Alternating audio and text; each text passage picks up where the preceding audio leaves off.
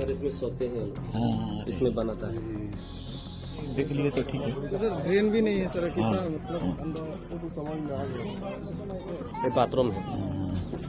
ये बाथरूम है, ये है। और रिपोर्ट करता है कुछ काम नहीं करता, लेकिन हम लोग का क्वार्टर का भी पैसा कटता है। असम के चाय बागानों में काम कर रहे झारखंड के आदिवासी मजदूरों की मेहनत की कीमत सिर्फ 250 रुपए है। सर इसमें सोते हैं लोग। हाँ, इसमें बनाता है। ये बातें हम नहीं कह रहे हैं, ये बातें खुद असम में बस चुके झारखंड के आदिवासी मजदूर के परिवार यहाँ के मंत्री महोदय से कह रहे हैं। न सुविधाएं, न सुरक्षा और न ही सम्मान। यह सिर्फ मजदूरी का सवाल नहीं, मानवाधिकार का सवाल है। असम से लौटे झारखंड सरकार के प्रतिनिधिमंडल ने जो सच उजागर किया है वह चौंकाने वाला है। दरअसल असम के चाय बागानों में झारखंड के हजारों आदिवासी मजदूर काम कर रहे हैं। सुबह से शाम तक पत्ती तोड़ते हाथ, लेकिन बदले में मिलती है बेहद कम मजदूरी और बदतर जिंदगी। मुख्यमंत्री हेमंत सोरेन के निर्देश पर झारखंड सरकार का प्रतिनिधिमंडल असम और मेघालय के दौरे पर गया। करीब 10 दिन तक टीम ने चाय बागानों में रह रहे मजदूरों की हालत का जायजा लिया। जो तस्वीर सामने आई वह बेहद चिंताजनक है। इस प्रतिनिधिमंडल का नेतृत्व कर रहे थे झारखंड सरकार के कल्याण मंत्री चमरालिंडा। 8 से 18 जनवरी तक उन्होंने कई चाय बागानों का दौरा किया, मजदूरों से सीधे बातचीत की और उनकी समस्याएं सुनी। यहाँ मजदूरों से रोज 26 किलो चाय पत्ती तुड़वाई जाती है और बदले में सिर्फ 250 रुपए दिए जाते हैं। उसमें से भी 50 रुपए अलग अलग मदों में काट लिए जाते हैं। हकीकत यह है कि मजदूर के हाथ में सिर्फ 200 रुपए ही आते हैं। यहाँ तक कि इन्हें ना तो छुट्टी मिलती है और ना तय समय। पूरा महीना काम करने के बाद भी मजदूर की कमाई मुश्किल से 6000 रुपए ही हो पाती है। मजदूरों की रहन सहन की हालत और भी बदतर है। जिस कमरे में रहते हैं उसी में खाना बनाते हैं। इनके लिए ना तो पक्का घर है, ना शौचालय और ना ही साफ पानी। सबसे चौंकाने वाली बात यह है कि इन मजदूरों को ना स्वास्थ्य बीमा मिलता है, ना पेंशन, ना आवास और ना ही कोई सामाजिक सुरक्षा। इस प्रतिनिधिमंडल में शामिल झारखंड सरकार के मंत्री चमरालिंडा ने कहा कि इस मुद्दे को झारखंड राष्ट्रीय स्तर पर उठाएगी और केंद्र सरकार और असम सरकार से ठोस बातचीत की जाएगी ताकि मजदूरों को सम्मानजनक मजदूरी और बेहतर जीवन मिल सके। असम के चाय बागानों में झारखंडी आदिवासियों की यह स्थिति सिर्फ एक राज्य की नहीं बल्कि पूरे देश का सवाल है। अब देखना होगा कि क्या इन मजदूरों की आवाज राष्ट्रीय मंच तक पहुंच पाएगी। रांची से सुनील झा और आनंद मोहन के साथ प्रदीप महतो की रिपोर्ट। हमारे साथ प्रभात खबर के ब्यूरो चीफ आनंद मोहन जी हैं। आनंद मोहन जी, ये खबर बहुत ही संवेदनशील है और झारखंड के आदिवासी जो परिवार है कई दशकों पहले असम में जाके बस चुके हैं और चाय बागानों में काम कर रहे हैं।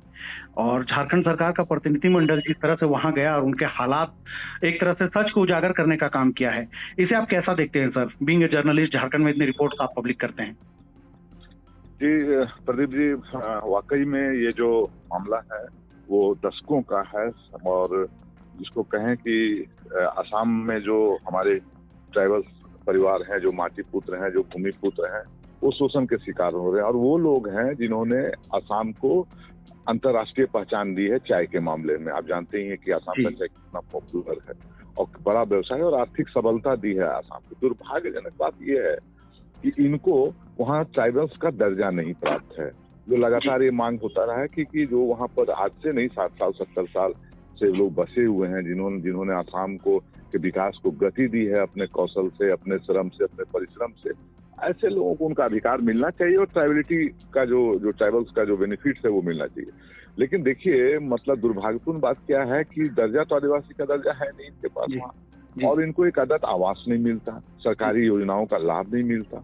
इस पूरे मामले में हेमंत सोरेन सरकार ने बहुत सराहनीय काम किया है और चमरालिंडा जी, सांसद विजय हांसदा जी और यहाँ के विधायक लोग गए वहाँ और विभिन्न मंत्री ने अपने सारे प्रोटोकॉल को छोड़कर, लाव लश्कर को छोड़कर, सिक्योरिटी को छोड़कर एक आम आदमी की तरह वहां तक टी ट्राइब्स के बीच इन लोग पहुंचे और उसको समझने का काम किया कि किस तरह से इनका शोषण होता है। बड़ा ही माने बेबस भरा जिंदगी ये जी रहे हैं प्रदीप जी वहाँ। और मतलब किसी तरह का आप देखेंगे कि ना आवास है उनके पास, तो 250 रुपया हिसाब से मजदूरी मिल रही है। उसमें से भी सर रिपोर्ट्स मैंने देखा कि 250 में भी 50 रुपए कट जाते हैं, महज इनके हाथ में 200 रुपए ही पहुंच पाता है। सरकार ने अपने लोगों के लिए, अपने माटी पुरुषों के लिए बड़ा संवेदनशील कदम उठाया है और चमरा लिंडा ये पूरी रिपोर्ट मुख्यमंत्री को सौंपेंगे। सर आपसे एक चीज यहाँ पे और ये जानना चाहेंगे कि मतलब जी सर आपसे एक चीज और ये भी जानना चाहेंगे कि मतलब प्रतिनिधि मंडल भेजने का सर, और असम और मेघालय के भी कुछ इलाकों में ये मतलब सोच ये कहाँ से आई हेमंत सोरेन सरकार ने?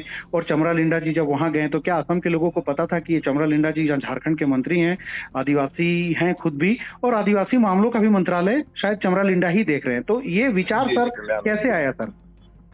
देखिए, मुझे लगता है कि ये पूरी झारखंड जो है ये समस्याओं से की समस्याओं से रूबरू है और ये मतलब एक कोई नई बात नहीं है, लगातार पहल होती रही है, पहले भी गए। और जब झारखंड आंदोलन था, मैं बताऊं आपको प्रदीप जी, उस समय से आसाम के साथ रिश्ते हैं। उस आंदोलन के 13 के समय में गुरुजी, आंसू और एक फ्रंट भी आसाम के साथ बना था, तो रिश्ते आंदोलन के भी रहे हैं, रिश्ते माटी के भी रहे हैं।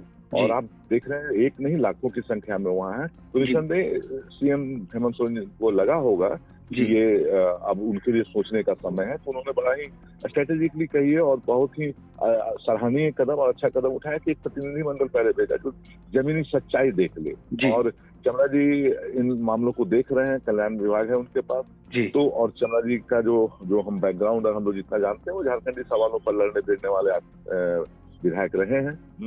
पूरा जो आदिवासी मानस है उसको बहुत बेहतर तरीके से वो समझते हैं, तो वो वहां पर गए। और आपने जैसा कहा कि किसी को पता नहीं चला, तो वाकई में वो सारे प्रोटोकॉल्स को छोड़ करके ताकि गए थे, ताकि सरकार भी वहां की परेशान ना हो कि एक मंत्री आया उनके लिए सारी व्यवस्था हुआ और वो पूरी स्वतंत्रता के साथ घूम सके। और जैसा कि आपने प्रभात खबर नाज बड़ा ही एक्सक्लूसिव रिपोर्ट इस पर छापा है, और आप देखे होंगे कि वो एक मतलब बॉर्डर एरिया में वो कहीं रुक गए थे और वहां से फिर वो पूरी जो जेएमएम की पूरी टीम है, जो विधायकों की, सांसदों की, वो पूरे तरीके से घूम घूम करके उन क्षेत्रों का दौरा किया और बड़ा ही धरातल पर जाकर के, और एक जिसको कहें कि एकदम मतलब तो एक सच्ची रिपोर्ट जिसको कर सकते हैं और समीक्षा कहिए, पड़ताल कहिए, सरकार के स्तर पर हुई है, तो वाकई में इसका कुछ न कुछ एक सरकार अपने स्तर पर सकारात्मक करेगी। आनंद सर आपसे एक चीज और ये भी जानना चाहेंगे, आनंद सर आपसे एक चीज और ये भी जानना चाहेंगे कि जो अभी असम के मुख्यमंत्री हैं हिमंता बिस्वा शर्मा, वो झारखंड में चुनाव के प्रभारी भी थे बीजेपी की तरफ से, और हेमंत सोरेन यहाँ पे लड़ाई में थे, पहले से मुख्यमंत्री भी थे और इस बार फिर वो जीत कराकर मुख्यमंत्री हैं। तो क्या लगता है कि इस रिपोर्ट के बाद दोनों राज्य सरकारों के बीच भी कोई वार्ता होगी? क्योंकि इस रिपोर्ट में हमने ये भी दिखाया है कि ये बात राष्ट्रीय स्तर पर की जाएगी, केंद्र सरकार और असम सरकार से भी इस बारे में बात की जाएगी। जी देखिए, वो तो एक राजनीतिक दायित्व के तहत आए थे हिमंता बिस्वा शर्मा और परीक्षक बन करके, तो उनका एक राजनीतिक दायित्व था। और जैसा कि मुझे लग रहा है कि अब असम में चुनाव भी है, अगर आप बात थोड़ी आगे आप बढ़ा रहे हैं और राजनीतिक रूप में इसको अगर देखा जाए तो एक राजनीतिक हस्तक्षेप जेएमएम का वहाँ हो सकता है। चुनाव जेएमएम, चूंकि ये सारा कुछ निर्णय लेकिन सीएम पर निर्भर करता है कि वो क्या निर्णय लेते हैं, तो वहाँ पर चूंकि पहले भी जेएमएम वहाँ चुनाव लड़ी है, ऐसा नहीं है कि उन इलाकों में जेएमएम ने पहले भी चुनावी दस्तक दिए हैं, तो और टी ट्राइब्स की एक बड़ी संख्या है वहाँ पर और उनके मुद्दे भी बड़े वाजिब हैं, तो इन मुद्दों को लेकर के हो सकता है कि जाएं, मतलब अपना एक राजनीतिक जमीन तलाशे जेएमएम यहाँ, आप उससे इनकार नहीं कर सकते। जी शुक्रिया सर आपका तमाम जानकारी देने के लिए, और उम्मीद करते हैं कि उन आदिवासी परिवारों को न्याय मिले। प्रभातखबर.com, विश्वास वही, रफ्तार नहीं।